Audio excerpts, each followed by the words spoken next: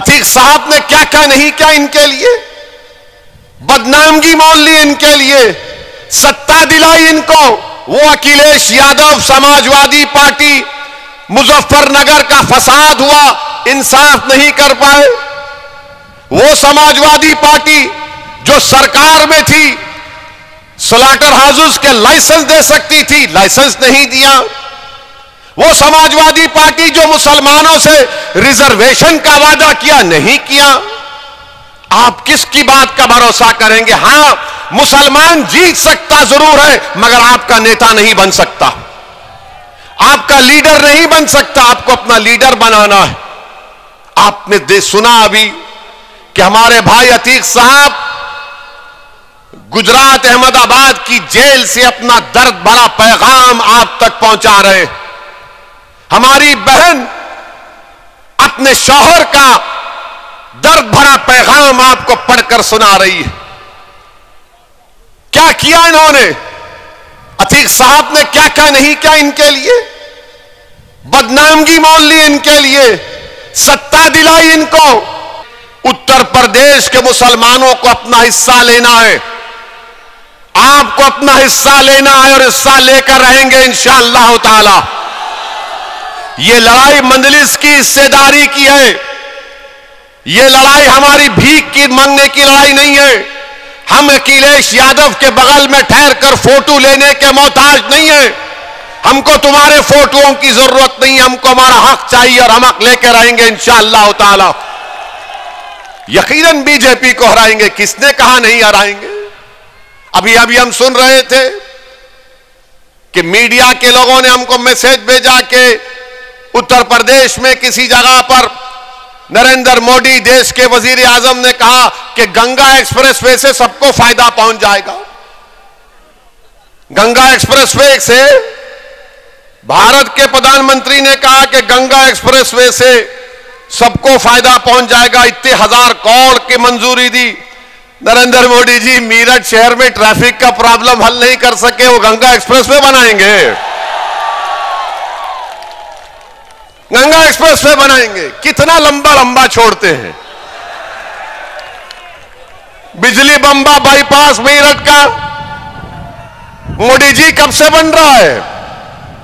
अखिलेश के जमाने से चल रहा है, वो मुकम्मल नहीं हुआ। मोदी जी बोले गंगा एक्सप्रेसवे बना दूंगा मैं।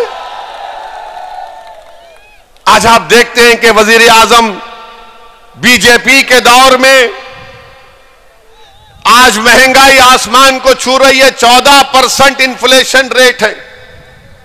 जीएसटी साबुन से लेकर बनियन तक जीएसटी नरेंद्र मोदी लगा दिए। जीएसटी साबुन से लेकर बनियन तक। और फिर जो लोग फिक्स डिपॉजिट में, पीपीएफ में इन्वेस्टमेंट किए, उनको क्या मिल रहा है वो सोच ले। जो मोदी के भक्त हैं, जो दिन रात मोदी मोदी करते हैं, मैं उनसे मुखातिब हूं, आपसे नहीं हूं। मैं उनको कह रहा हूं, शायद उनके कान में अगर मेरी बात पहुंच जाए तो उनके दिमाग के झाले साफ हो जाएंगे। और फिर खाना महंगा, तेल महंगा और आमदनी कुछ नहीं है। पेट्रोल डीजल की कीमतें आसमानों को छू रही हैं। आप बताइए, इतने महंगाई के दौर में गरीब आदमी 2 वक्त का खाना अपने बच्चों को, अपने मां बाप को खिलाने के लिए परेशान है। मगर मोदी जी क्या करें? मैं गंगा एक्सप्रेस से बना दूंगा, इतने 1000 करोड़ लगा दूंगा।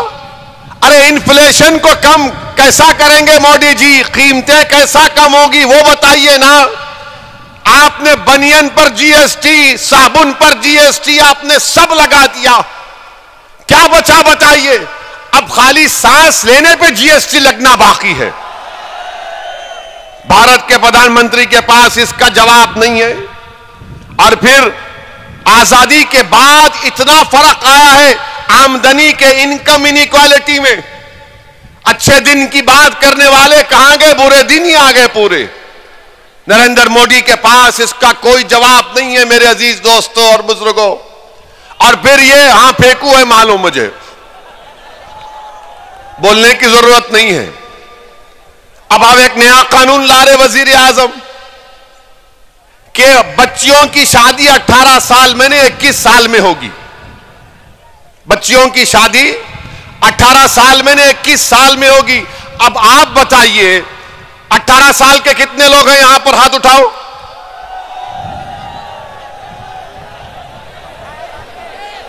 यानी अब आप वोट डालेंगे ना, आप अपने पसंद के विधायक को वोट डालेंगे ना। और कानून आपको इजाजत देता है बिजनेस आप शुरू कर सकते, आप कॉन्ट्रैक्ट भी साइन कर सकते। अब कानून यह भी कहता है कि अगर तुम्हारा दिल चाहा तो तुम किसी एक लड़की के साथ जिंदगी भी गुजार सकते। गुनाह नहीं है, कानून में गुनाह नहीं है। और कानून यह भी कहता है कि अगर तुम उससे ताल्लुकात पैदा करना चाहते हो, जिसका अंग्रेजी का वर्ड कह रहा हूं सेक्सुअल रिलेशनशिप, वो भी कर सकते। ये सब कर सकते, मगर मोदी जी बोल रहे शादी नहीं कर सकते। हाय मोदी जी, आपको शादी से इतनी नफरत क्यों है? शादी जैसे इंस्टीट्यूशन से आपको इतनी घबराहट क्यों है? 18 साल में वोट डाल सकते। 18 साल, सुनिए, 18 साल में कोई ये तय करेगा कि देश का प्रधानमंत्री कौन होगा, उसको मालूम।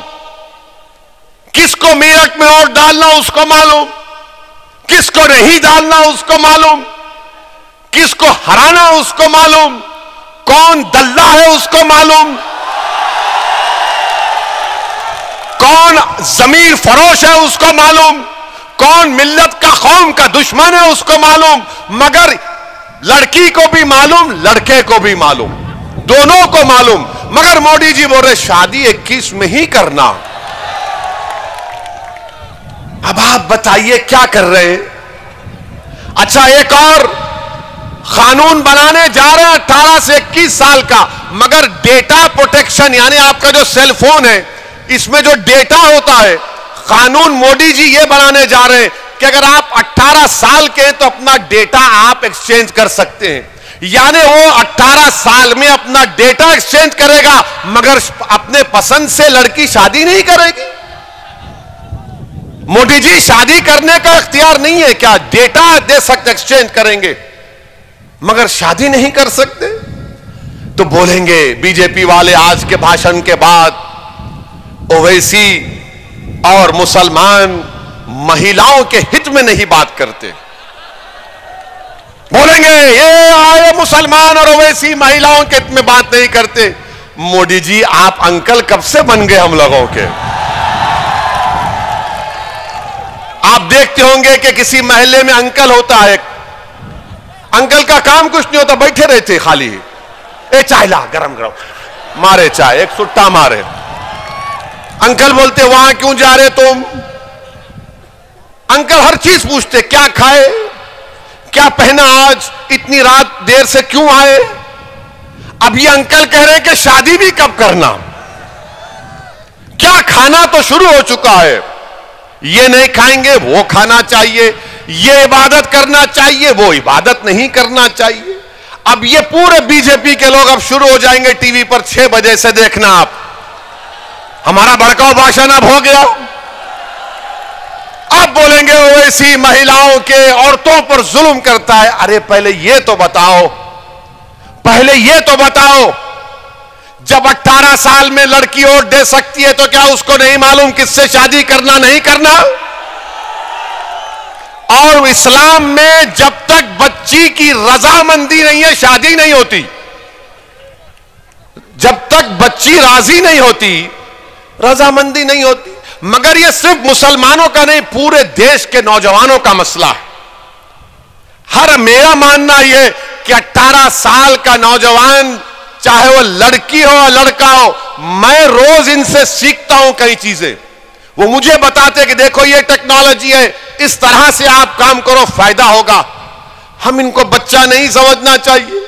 अच्छा मोदी जी, आपकी सरकार ने इन लड़कियों के लिए, महिलाओं के लिए क्या किया आपने?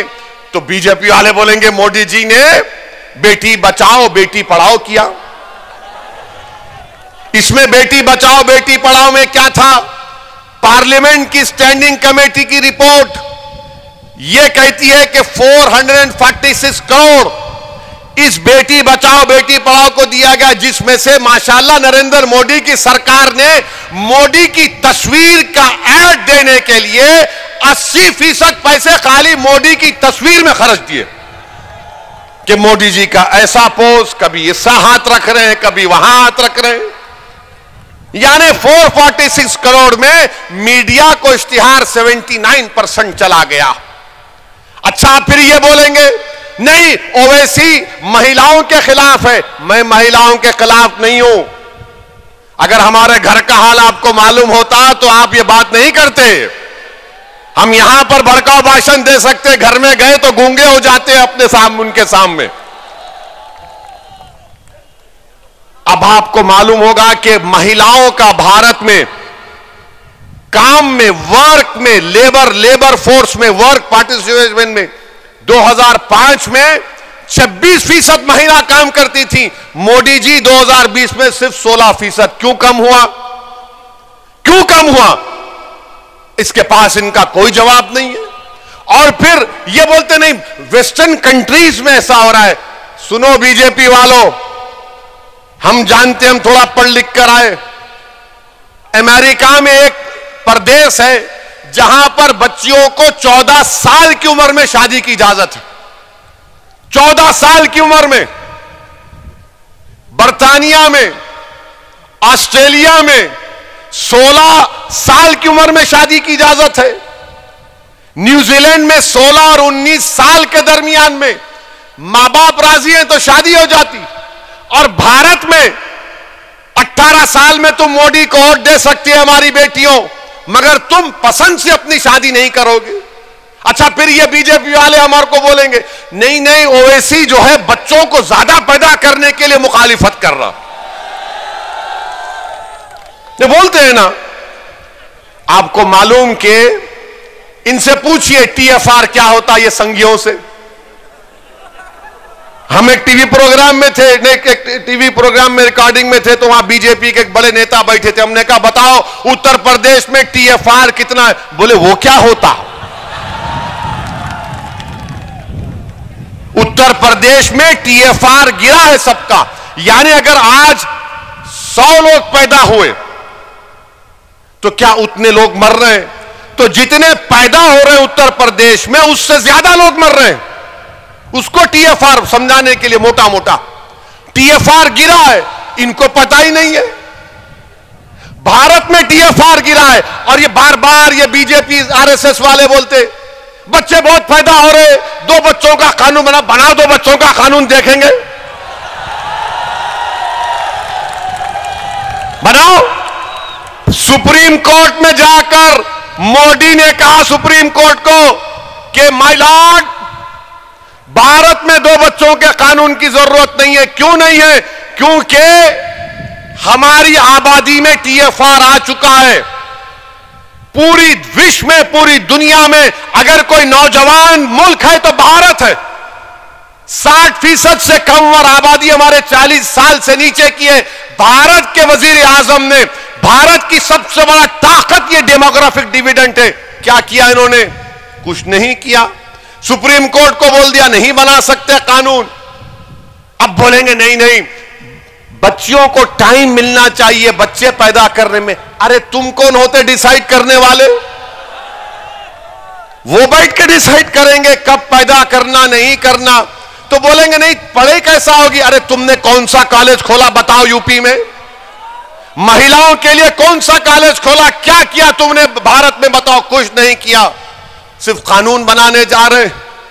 देश के प्रधानमंत्री कानून बनाने जा रहे हैं।